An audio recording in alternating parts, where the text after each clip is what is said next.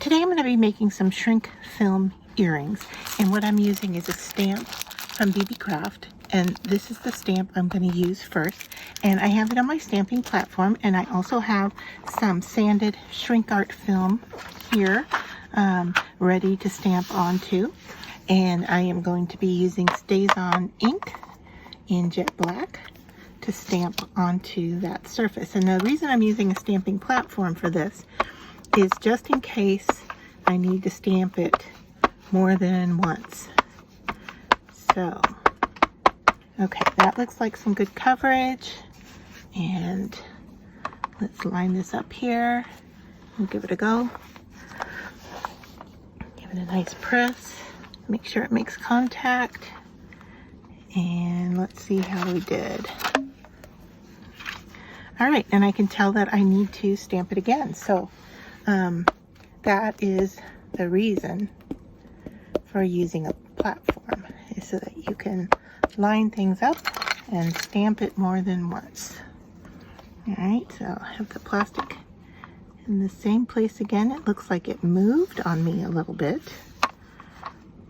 so that's okay. We'll just start over in another corner. And that's the beauty of this. And I can wash that ink off with alcohol. And so this time, before I go any further, I'm gonna make sure that we're butt up there in the corner. All right, so here we go. Give it a good push.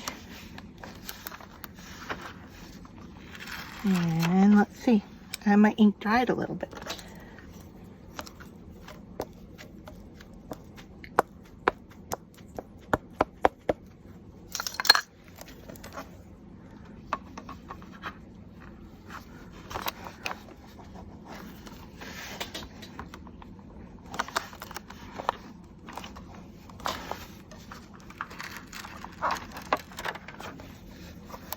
Alright, not bad.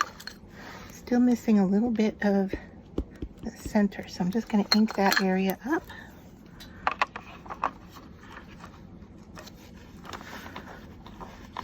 See if I can get it to transfer.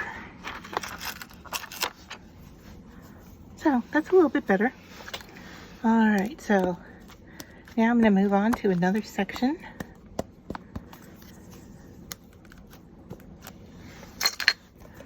And all I need to do here is move. I leave my film in place. And it looks like I have more than one piece, so that might be part of my problem here in lining things up. All I have to do is move over a few pins and see if I can line things up. Or if I turn, that will work as well.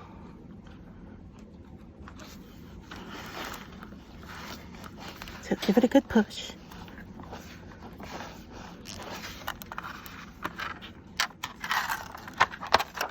And let's see how we did. All right, ink it again.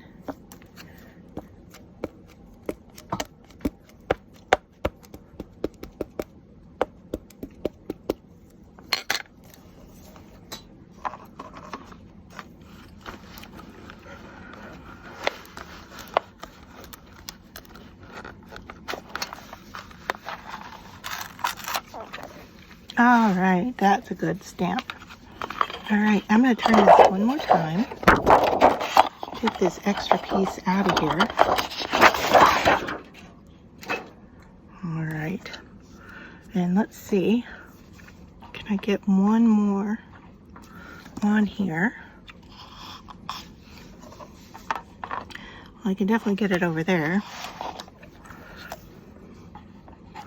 I can move my stamp, of course. I was just trying to do it without having to move things around, but that's okay. Let's see. I have room for one more here. I always like to do more than one, just in case I mess something up.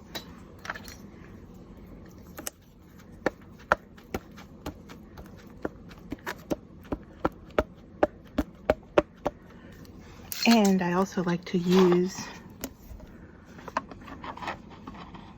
or get these as close as possible so I'm not wasting my material. Take that makes sense.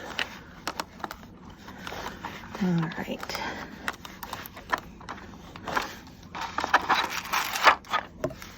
Yeah, all right. So I'm going to clean things up here, and then I will come back after I have cut these out. I'm just going to cut them with a pair of scissors, and then we will color the back and punch them before we do any heating to them. Okay, so I have trimmed out both pieces and I have flipped them over. So the stamped side is facing down, and I'm going to be working on the back side with alcohol ink. And I have a cosmetic wedge. And so what I have here are 3 different colors that will coordinate well together. And the reason I flip these over is because the ink on the front side is also an alcohol based. And if I stamp this right on top of it, it will blend that ink away. So what I want to do is just saturate my little sponge here,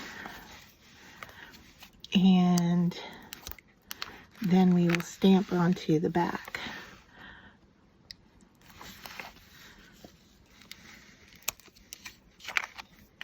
And I'm using these T-Rex inks I got off of Amazon.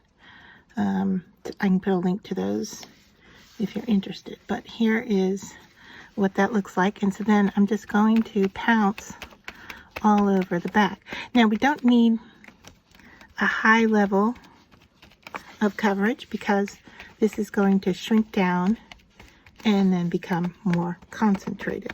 All right, so I like what's happening there with the green. And the nice thing about alcohol ink is that you can work over it and over it until you get the look that you like.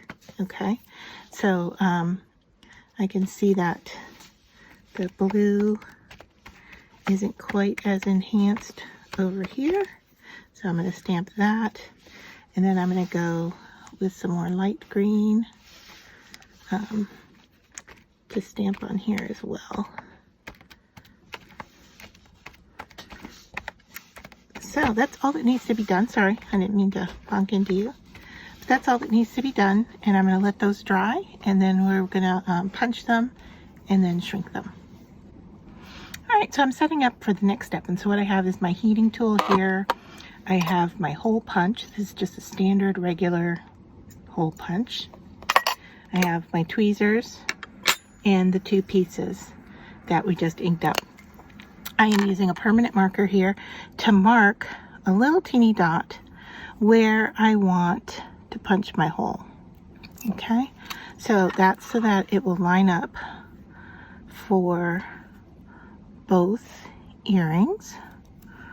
Let me just double check where I did that, because I'm feeling a little off today. All right.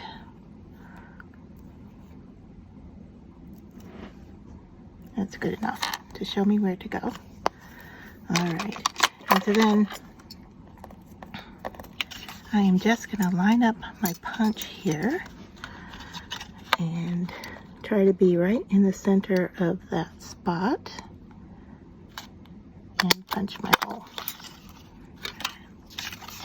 And of course, you can do this after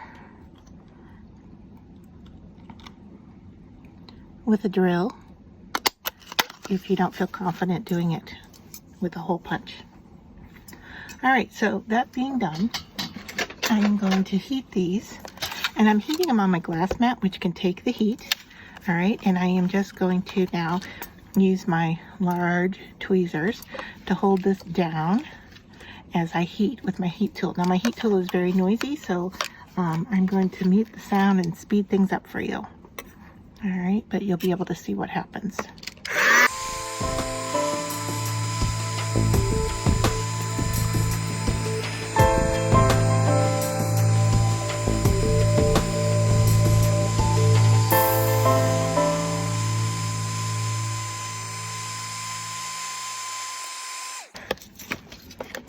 And then I'm just going to bring in a flat surface to push down on that to make sure it's flat.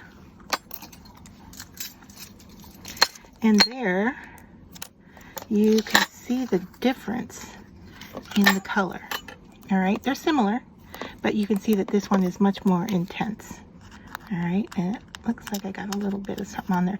Now this is still a little bit wobbly, so I might heat it up a little bit more. But for most part, this is pretty much what it's going to look like. So I'm going to do the other one now.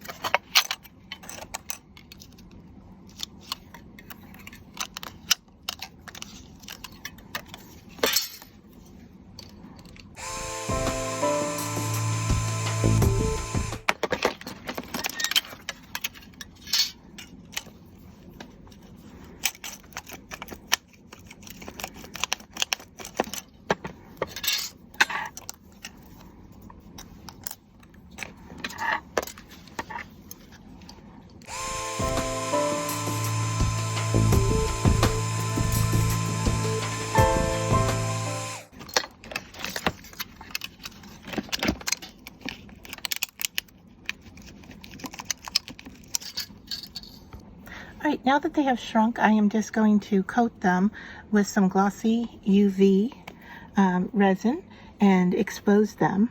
So the reason I'm using the resin is just to kind of protect it and also enhance the stamping on here.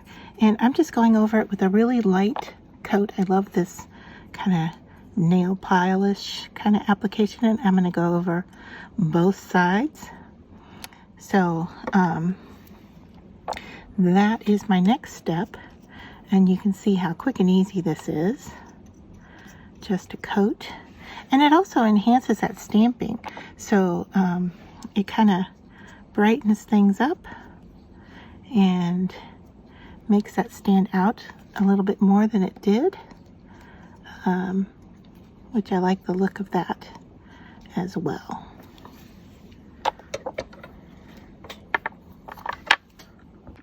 Alright, so the next part is I'm ready to put these together after I have UV'd them and I have them laying the way I want them to look. Just double checking here to make sure the stamp side is face forward. Alright, so I have cut 2 pieces of wire here, and I have brought in some tools. And first off, I am just going to go about right there and bend a loop. All right, and for that I can now hang on this piece, and what I want to do here is wrap around this wire with that tail. So hopefully here I can hold it tight enough and get that to wrap around a few times. I'm sorry if I'm off camera, I'm trying to look and see what I'm doing here. So my wire is rather small, so it takes a little bit more finessing to get it to wrap around the way I want it to, but that's okay. I will get it there. And I'm relying on my tools to help me out with that. All right, so that is how it's going to dangle. Okay, now keep in mind that these are handmade and they're not perfect. You know, the shrink plastic is a little wobbly, and I've picked out some green beads out of my green beads set that I got from BeebeeCraft as well. And now I'm just threading on a crystal and another bead, and so that is what it's going to look like. And so now I take this and fold it. Actually, I'm going to go up a little bit because I want to do a wire wrap at the top as well. All right, so about like that, and fold it over. And then I can wrap around my circle, and I may want to make that a little bit closer, so I'm going to come down just a little bit. Alright, I think that's better. And now I can wrap this wire around twice, because that's what I did at the bottom there. Alright, and now I can just line everything up and trim off the excess here.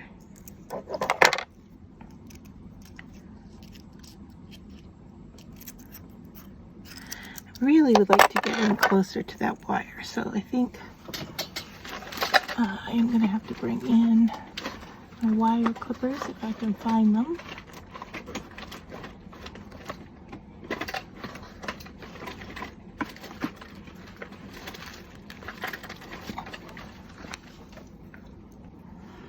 Alright, so now what I'm going to do is bring in my ear wire, and I just want to twist this open.